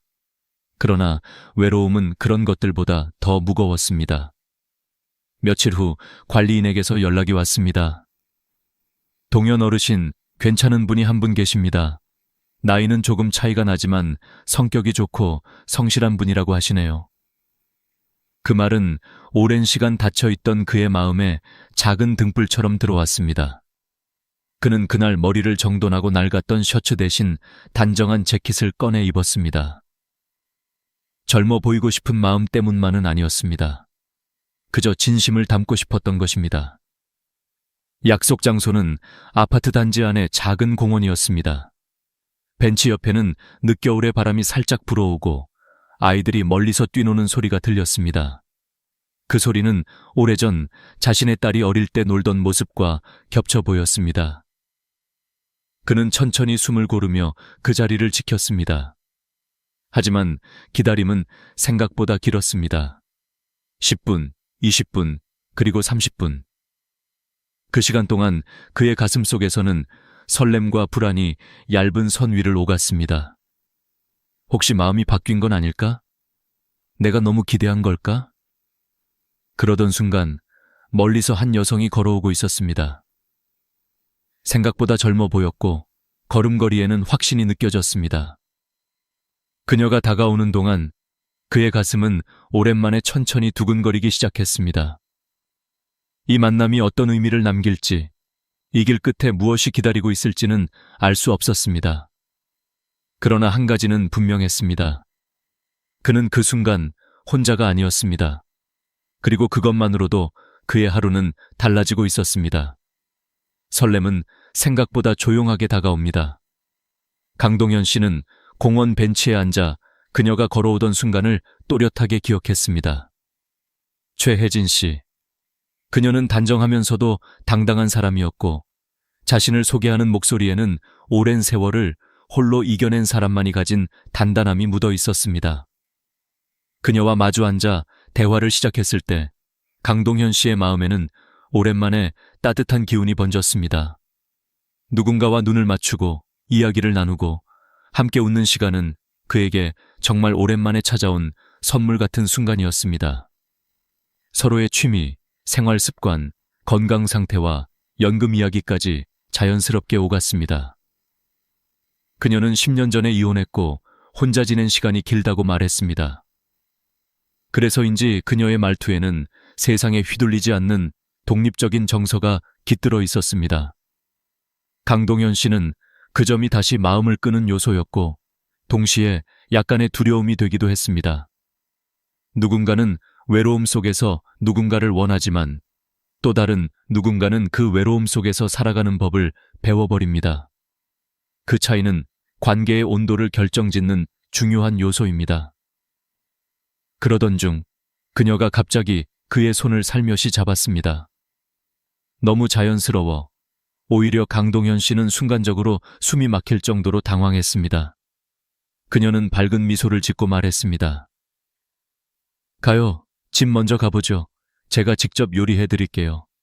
사람은 밥상을 보면 그 사람 마음이 보이는 법이에요. 그 말은 로맨틱할 수도 있었지만 동시에 너무 빠르고 너무 직접적이었습니다. 강동현 씨는 서둘러 손을 빼며 조심스럽게 말했습니다. 우선 여기서 천천히 더 이야기하고 서로 알아가는 게 좋지 않을까요? 그녀는 잠시 멈칫했지만 곧 다시 미소를 지으며 고개를 끄덕였습니다. 그렇죠. 제가 조금 급했네요. 대신 조건부터 이야기해 볼까요? 조건. 이 단어가 등장하는 순간 분위기는 미묘하게 바뀌었습니다. 강동현 씨는 순간적으로 마음이 조금 경직되는 것을 느꼈습니다. 사랑과 관계는 자연스럽게 쌓이는 것이라고 믿었기에 조건이라는 단어는 어딘가 거래를 떠올리게 했습니다. 하지만 그는 예의를 잃지 않기 위해 고개를 끄덕였습니다. 먼저 자신의 기준을 솔직하게 말했습니다. 저는 지적인 사람을 좋아합니다. 서로 대화가 통하고 서로를 존중할 수 있는 관계요. 나이가 좀 차이 나도 괜찮지만 마음이 함께 나이를 먹을 수 있어야 하지 않을까요? 그러자 그녀는 한참 동안 웃음을 터뜨렸습니다. 그것은 조롱도 비웃음도 아닌 약간은 쓸쓸함이 섞인 웃음이었습니다. 그 말, 참 오래된 시대의 귀한 말 같네요. 그녀는 다리를 꼬고 자세를 편 뒤 진지한 표정으로 그를 바라보았습니다. 좋아요. 그럼 이번엔 제가 말해볼게요. 제가 원하는 조건들. 그녀는 숨을 고르고 한 가지씩 또렷하게 흔들림 없이 말했다. 첫 번째, 6개월 동거, 그리고 동거 전에 500만 원의 보증금. 그녀는 이렇게 말했다. 진심이라는 건 책임을 동반하는 법입니다. 저는 또 실패하고 싶지 않아요. 서로 마음이 맞으면 좋고 맞지 않으면 최소한의 정리 비용이 필요하죠. 두 번째, 한 달 여행과 결혼 사진 촬영. 우리도 인생에서 한 번쯤은 예쁜 순간을 남겨야 하지 않겠어요? 그게 평생 소원이었어요. 대신 제가 잘 챙겨드릴게요. 세 번째, 연금 카드 관리. 집이든 관계든 결국 누군가는 중심을 잡아야 해요. 저는 제가 그 역할을 하고 싶어요. 남편은 용돈만 사용하면 돼요. 너무 간섭받지 않고 편하잖아요? 네 번째, 각방 사용. 저는 오랫동안 혼자 잤기 때문에 누군가와 같은 침대를 사용하는 게 불편해요. 서로의 잠을 지켜주는 게 더 따뜻한 관계라고 생각해요. 그녀는 모든 조건을 말한 뒤 마지막으로 이렇게 덧붙였습니다. 대신 집안일과 명절 준비는 제가 다 할게요. 식탁에서 일어나지 못할 만큼 맛있는 음식 해드릴게요. 저는 시들지 않는 꽃이에요. 저를 잘 돌보면 평생 함께 피어 있을 수 있어요. 그 말은 아름답게 들릴 수도 있었지만 그 순간 강동현 씨의 가슴 속에는 이상한 서늘함이 피어올랐습니다. 그의 마음은 조용히 말하고 있었습니다. 이 관계는 둘의 손을 맞잡는 것이 아니라 한 사람이 다른 사람 위에 서게 되는 구조일지도 모른다. 사랑은 서로의 빈자리를 채워주는 것이지 한 사람의 세계에 다른 사람을 끼워 맞추는 것이 아닙니다. 그는 그녀를 이해하려고 했습니다. 아마 그녀도 상처가 많았을 것이고 그래서 스스로를 지키는 방식으로 이렇게 조건을 만들어냈을 것입니다. 하지만 그럼에도 불구하고 그의 마음은 그 조건들을 받아들이기엔 너무 무겁고 불편했습니다. 조금의 침묵이 흘렀고 결국 그는 천천히 자리에서 일어나 말했습니다. 죄송합니다만 저는 이 관계를 이어갈 수 없을 것 같습니다. 그녀는 아무 말도 하지 않았습니다. 단지 조용히 시선을 떨어뜨렸습니다. 강동현 씨는 천천히 공원을 걸어 나왔습니다. 바람이 불었지만 이번엔 추위가 아니라 묘한 해방감이 느껴졌습니다. 사람은 나이가 들어도 마음은 여전히 선택할 수 있습니다. 그리고 그 선택에는 존엄이 담겨 있습니다. 공원을 벗어나 집으로 돌아가는 길, 강동현 씨의 발걸음은 천천히 흘렀습니다. 마음이 무겁기도 하고 이상하게도 가벼운 듯한 묘한 감정이 동시에 밀려왔습니다. 한편으로는 아쉬움이 남았고 또 한편으로는 잘한 선택이라는 확신이 있었습니다. 그는 스스로에게 물었습니다. 내가 지금 바라는 관계는 무엇일까? 누군가 곁에 있어주는 것 그 자체인가?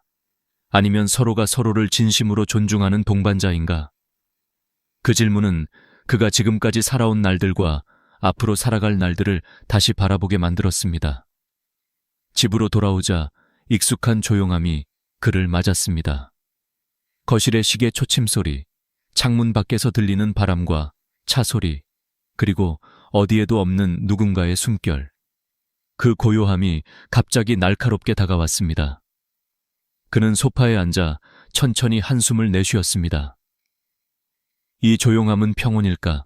아니면 고독일까? 노년의 삶에서 이 두 가지는 종종 구분하기 어렵습니다. 때로는 편안함이 외로움과 같은 얼굴을 하고 다가오고, 때로는 외로움이 평온처럼 둔갑해 앉아있기도 합니다. 그는 차를 하나 끓이고 창가에 앉았습니다. 무엇이 잘못되었는지 생각해 보려 했지만 사실 잘못된 것은 아무것도 없었습니다. 단지 서로의 기대가 너무 달랐을 뿐입니다. 최혜진 씨는 오랜 상처 속에서 스스로를 보호하기 위해 조건을 만들었고, 그 조건은 그녀가 세상을 믿는 방식이었습니다. 그녀가 제시한 조건은 어쩌면 그녀가 살아남기 위해 만들어낸 작은 성이었을지도 모릅니다. 강하게 보였지만 그건 역시 외로움에서 비롯된 것이었습니다. 강동현 씨는 그녀가 떠올랐습니다. 처음 등장했을 때의 밝은 표정, 손을 잡으며 집으로 가자고 말하던 순간의 설렘, 그리고 4가지 조건을 말할 때의 단단한 눈빛. 그 속에는 누군가를 다시 믿고 싶지만 믿기 두려워하는 사람이 분명 존재했습니다. 한 번이 아니라 여러 번 마음이 다친 사람만이 가질 수 있는 눈빛이었습니다. 강동현 씨는 그 사실을 외면할 만큼 차갑지 않았습니다. 그러나 그것을 감싸 안을 만큼 자신을 희생하고 싶지도 않았습니다. 젊을 때는 상대의 상처를 내 것이었던 것처럼 품고 살아가는 것이 사랑이라고 믿었습니다. 하지만 나이가 들면 깨닫게 됩니다. 누군가의 상처를 치유하는 과정은 때로는 사랑이 아니며 서로의 삶을 잠식할 수도 있다는 것을, 노년의 사랑은 서로의 상처를 지우려는 것이 아니라 이미 남아있는 상처를 부드럽게 이해하는 것입니다. 그러나 그 과정은 강요되어서는 안 됩니다. 자연스럽게 스며드는 것이어야 의미가 있습니다. 그는 자신의 외로움도 생각해 보았습니다. 아내가 떠난 후 너무 많은 밤을 혼자 보냈습니다.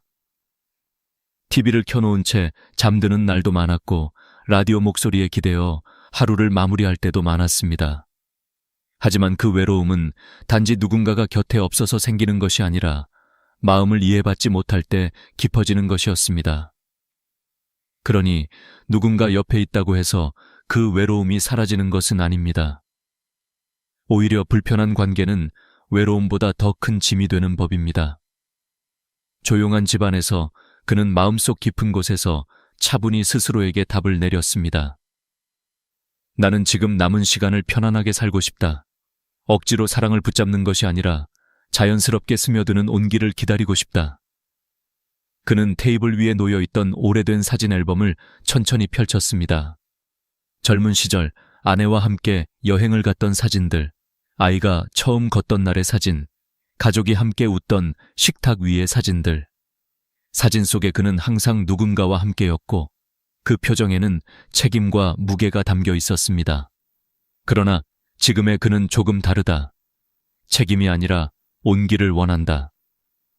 누군가의 삶을 지켜주거나 이끌어주는 것이 아니라 그저 나란히 걷고 싶을 뿐이다. 그는 아주 조용히 미소를 지었습니다. 사람은 평생 동안 수많은 관계를 만납니다. 어떤 관계는 스쳐 지나가고 어떤 관계는 단단히 남습니다.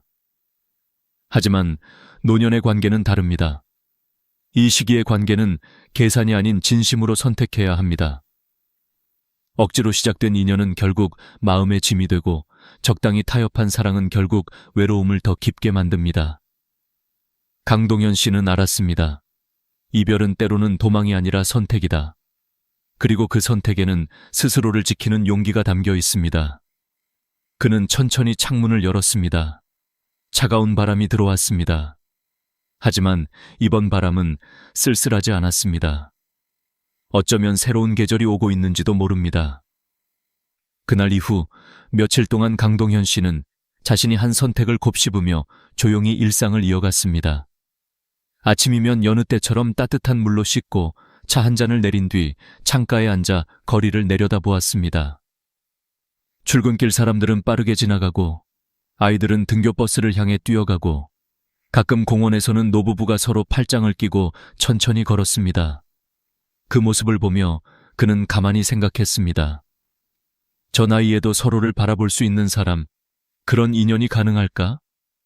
그러나 곧 마음속에서 조용한 대답이 들렸습니다. 가능은 하다. 하지만 서두르면 안 된다. 사람과 사람이 만나 서로에게 기대어 살아간다는 것은 결코 가벼운 일이 아닙니다. 특히 노년의 관계는 더 그렇습니다. 젊은 시절에는 사랑이 설렘과 열정으로 시작되지만 나이가 들면 사랑은 안정과 이해로 완성됩니다.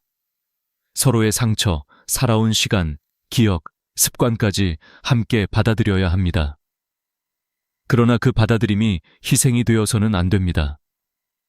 상대를 바꾸려 하지 않고 나를 잃어버리지 않는 사이의 균형.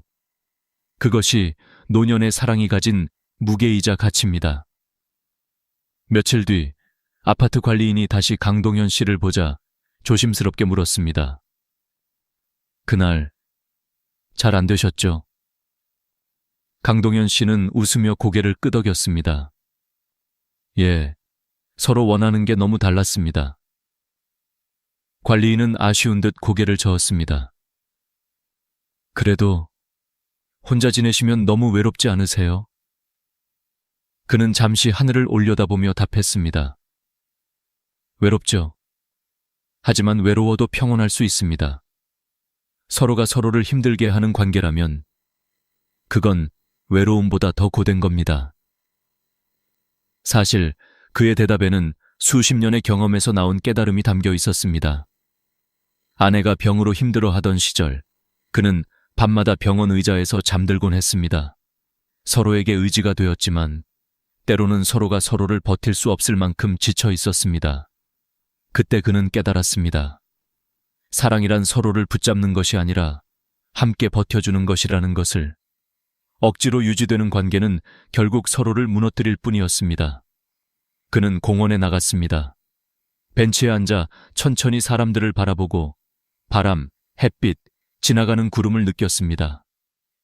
그 사이 어딘가에서 깊은 고독과도 화해하는 시간이 찾아왔습니다. 고독을 무조건 피해야 하는 것이 아니라 때로는 고독과 함께 걸어가야 하는 시기가 있다는 것을 그는 알고 있었습니다. 그러나 외로움도 결국 사람을 사람에게 향하게 만듭니다.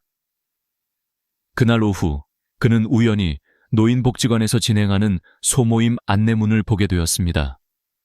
노년 독서 모임, 삶을 나누는 시간. 그 문구를 보는 순간 마음속 어딘가에서 조용한 무언가가 울렸습니다. 누군가를 억지로 찾거나 조건을 맞추는 대신 자연스럽게 이야기를 나눌 수 있는 자리. 그것은 억지 인연이 아니라 흐름 속에서 피어나는 인연일지 모릅니다. 모임 첫날, 그는 조용한 목소리로 자기소개를 했습니다.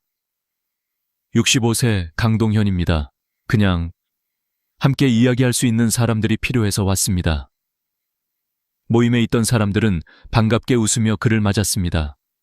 누군가는 이런 말을 했습니다. 이 나이에 친구를 만든다는 건 참 어려운 일인데 이렇게 모였다는 것 자체가 참 소중하지 않나요? 그 말에 강동현 씨는 마음이 순간 따뜻해지는 것을 느꼈습니다. 그날 모임에서 그들은 책 한 권을 중심으로 각자의 삶을 나누었습니다. 누군가는 배우자를 잃은 외로움을 이야기했고, 누군가는 자식들과 멀어진 거리를 고민했고, 누군가는 건강 때문에 생긴 불안과 두려움을 이야기했습니다. 그 이야기를 듣는 동안 강동현 씨는 깨달았습니다. 우리는 다 다르지만 동시에 참 닮아 있구나. 집으로 돌아오는 길, 마음이 이상하게 가벼웠습니다. 누군가와 이야기했다고 해서 외로움이 완전히 사라지는 것은 아닙니다. 하지만 외로움이 덜 무겁게 느껴질 수는 있습니다. 밤에 침대에 누워 천장을 바라보며 그는 조용히 자신에게 속삭였습니다. 나는 지금 괜찮은 길을 걷고 있다. 누군가를 놓쳤다고 해서 끝난 게 아니다. 인연은 억지로 만드는 것이 아니라 스스로 다가오는 것이다. 그는 오늘도 혼자였지만 오늘의 혼자는 며칠 전의 혼자와 달랐습니다. 오늘의 혼자는 고독 속에서도 여전히 따뜻함을 느낄 수 있는 혼자였습니다. 그것은 고요하고 단단하고 평화로운 혼자였습니다. 시간이 조금 더 흐르자 강동현 씨의 일상 속에는 작은 변화들이 하나둘 생겨났습니다. 그 변화는 거창하지 않았습니다. 누군가 갑자기 찾아와 그의 빈자리를 채워준 것도 아니었고, 그의 인생에 극적인 전환점이 생긴 것도 아니었습니다. 그저 매주 한 번 참석하는 독서 모임, 동네 공원에서 마주치는 익숙한 얼굴, 편의점 앞 의자에 앉아 천천히 커피를 마시는 느린 시간. 하지만 바로 그런 사소한 순간들이 그의 하루 속에 온기를 더해주고 있었습니다. 독서 모임에서 만난 사람들 역시 사정은 비슷했습니다. 70대, 60대 혹은 80대. 누군가는 자녀가 외국에 있어 명절에도 집이 조용하다 했고, 누군가는 병으로 배우자를 먼저 떠나보낸 뒤 긴 침묵 속에서 겨우 숨을 이어가고 있었다고 했습니다. 이 모임은 책을 읽고 내용을 토론하는 장소이기도 했지만 사실은 서로가 서로의 이야기를 들어주는 자리였습니다. 어느 날 모임에서 한 할머니가 조용히 말했습니다. 사람이 나이를 먹는다는 건 이제 내 이야기를 들어줄 사람이 줄어든다는 거더라고요. 그 말에 방 안 공기가 한순간 멈춰 있었습니다. 그리고 모두가 고개를 천천히 끄덕였습니다. 그 말은 슬프지만 진실이었습니다. 나이가 들수록 주변 사람들은 하나둘 사라집니다. 친구는 병으로 먼저 떠나고, 자식들은 저마다의 삶에 바쁘고, 동네 사람들마저 점점 바뀌어갑니다. 남는 건 생각, 기억, 그리고 고독. 하지만 그 고독을 함께 견딜 누군가가 곁에 있다면 그 고독은 더 이상 삶을 짓누르는 짐이 되지 않습니다. 그것은 함께 나눌 수 있는 무게가 되고 서로를 잔잔히 지탱해주는 힘이 됩니다. 그날 모임이 끝난 뒤 강동현 씨는 집에 돌아오며 생각했습니다. 동반자란 생활을 대신해주는 사람도 아니고, 내 돈을 관리해주는 사람도 아니고, 내 삶을 통제하려 드는 사람은 더욱 아니지. 동반자는 그저 옆에 앉아 같은 하늘을 바라볼 수 있는 사람이면 충분한 것이다. 그는 예전에 소개팅 자리에서 도망치듯 일어난 자신을 떠올렸습니다. 그때는 당황과 실망이 컸지만 시간이 지난 지금 그는 차분하게 깨달았습니다. 그 여성이 요구한 조건들은 단순한 욕심이 아니라 그녀가 살아온 삶의 상처로부터 만들어진 방어막이었다는 것. 그녀 또한 2번 다시 이용당하고 싶지 않았고, 2번 다시 버려지고 싶지 않았고, 2번 다시 혼자 울고 싶지 않았던 것이다. 그녀의 요구는 지나치고 무겁고 현실적이지 않았지만 그 속에는 나는 불안합니다. 나는 아픕니다. 나는 또 다치고 싶지 않습니다. 라는 소리가 숨어 있었다는 것을 이제서야 이해할 수 있었다. 그러나 이해와 수용은 다른 문제입니다. 상대의 상처를 이해한다 해서 그 상처를 대신 안아야 하는 것은 아닙니다. 나의 삶 또한 지켜야 하기 때문입니다. 그는 조용히 속삭였습니다. 우리는 모두 상처받아 살아왔다. 하지만 상처가 조건이 되어선 안 된다. 며칠 뒤 독서 모임에서 한 할아버지가 말했습니다. 젊을 땐 사랑이 감정으로 시작했지만 나이 들어 찾는 사랑은 평온을 주는 사람입니다. 강동현 씨는 그 말을 깊게 마음에 새겼습니다. 평온.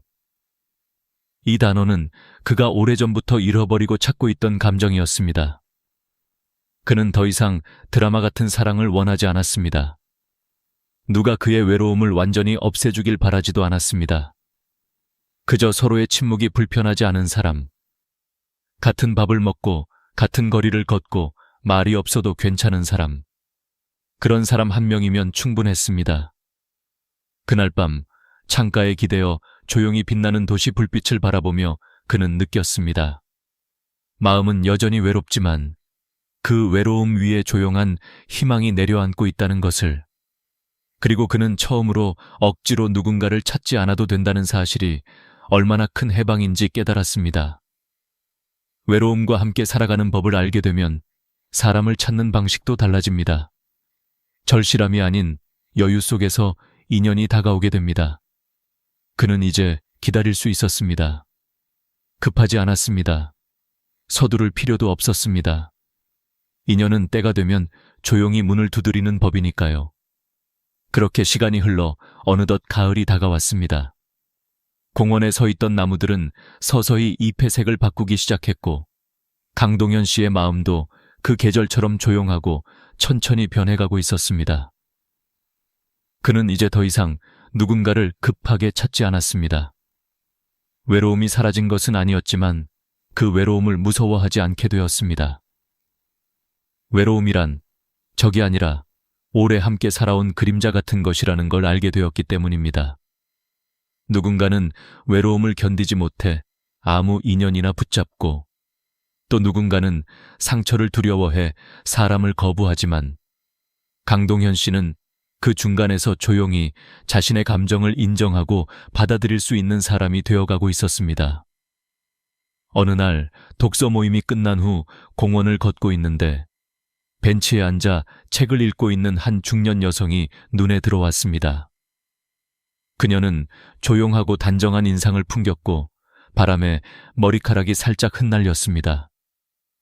동현 씨는 지나치려다가 잠시 멈춰 섰습니다. 예전에 그였다면 새로운 만남을 피하거나 혹은 너무 절실한 마음에 서둘러 말을 걸었을지도 모릅니다. 그러나 이번엔 달랐습니다. 그는 깊게 숨을 들이쉬고 자연스럽게 벤치 옆에 앉았습니다. 가을바람이 참 좋네요. 그녀는 책을 덮으며 천천히 미소를 지었습니다. 네, 이 계절은 조용해서 좋아요. 시끄럽게 울지도 않고 너무 화려하지도 않고요. 두 사람의 첫 대화는 아주 소박했습니다. 서로의 이름을 묻지도 않았고 나이나 경력, 연금, 가족 상황을 묻지도 않았습니다. 그저 같은 계절을 느끼는 사람으로서 잠시 머무른 것이었습니다. 이것이 바로 나이가 든 사랑의 출발선이었습니다. 조건이 아닌 호흡, 계산이 아닌 온도, 말이 많지 않아도 괜찮고 침묵이 흘러도 어색하지 않은 순간. 그녀와의 만남은 천천히 이어졌습니다. 둘은 매주 공원에서 마주쳤고 꺼내지 않아도 알 수 있는 마음이 조금씩 싹을 틔웠습니다. 어느 날 그녀가 말했습니다. 저는 누군가를 의지하지 않고 누군가를 소유하려 하지 않는 관계가 좋아요. 그냥 서로의 존재가 좋으면 되는 그런 사이. 그 말은 동현 씨의 마음 한가운데에 부드럽게 스며들었습니다. 그는 생각했습니다. 그래, 사랑은 누군가를 붙잡는 것이 아니라 서로가 서로에게 머물고 싶어 하는 거였어. 우리는 때때로 사랑을 너무 무겁게 만듭니다. 젊을 때는 감정의 불꽃을 사랑이라 믿고, 중년에는 책임과 의무를 사랑이라 착각하고, 노년에는 외로움의 빈자리를 채우려는 것을 사랑이라 여깁니다. 하지만 나이가 들수록 사랑은 결국 함께 있을 때 마음이 편안한 사람, 단 한 문장으로 정리되는 것이었습니다. 동현 씨는 더 이상 누군가에게 자신을 증명하려 하지 않았고 상대가 자신을 증명하길 바라지도 않았습니다. 서로의 나이와 상처에 대해 말하지 않아도 그저 눈빛 속에 담긴 깊은 세월만으로도 충분히 이해할 수 있었습니다. 그녀 또한 조건을 요구하지 않았습니다. 보증금도, 연금도, 사진도, 별도의 방도. 그녀는 그저 하루의 끝에 오늘 하루 어땠어요? 라고 물어줄 수 있는 사람을 원했을 뿐이었습니다. 그리고 그 또한 그랬습니다. 둘은 천천히 걸어가는 사이가 되었습니다. 손을 잡지 않아도 괜찮았고 언젠가 잡아도 괜찮았습니다. 급하지 않았습니다. 인연은 서두르지 않아도 도착하는 법이니까요. 이 이야기에서 우리가 얻을 수 있는 교훈은 단순합니다. 나이가 들어 관계를 맺는다는 것은 서로의 상처가 어디서 왔는지 이해할 수 있는 여유를 갖는 것입니다. 누군가의 요구가 지나쳐 보일 때 그 뒤에는 버려졌던 기억이 숨어 있을 수 있습니다. 그러나 그 상처를 이해하는 것과 그 상처를 대신 짊어지는 것은 전혀 다른 문제입니다. 아무리 외롭더라도 나를 잃어가며 누군가 옆에 머무를 이유는 없습니다. 진정한 동반자는 내 삶을 복잡하게 만들지 않고 내 마음을 무겁게 만들지 않고 내 고독을 부정하지도 않는 사람입니다. 그저 내 곁에서 조용히 숨을 맞춰줄 수 있는 사람. 그것이면 충분합니다. 만약 지금 외로운 시간을 견디고 계신다면 그것은 실패가 아니라 준비입니다. 기다림 속에서 마음은 깊어지고 깊어진 마음은 비로소 좋은 사람을 알아볼 수 있게 됩니다. 천천히 가세요. 당신의 인연은 아직 떠나지 않았습니다. 그저 당신이 준비될 때 조용히 다가올 것입니다. 이 이야기가 마음에 닿았다면 끝까지 봤어요 라고 댓글로 남겨주세요. 당신의 마음을 소중히 기억하겠습니다. 그리고 좋아요, 구독, 알림 설정 잊지 마세요. 여러분의 한 번의 행동이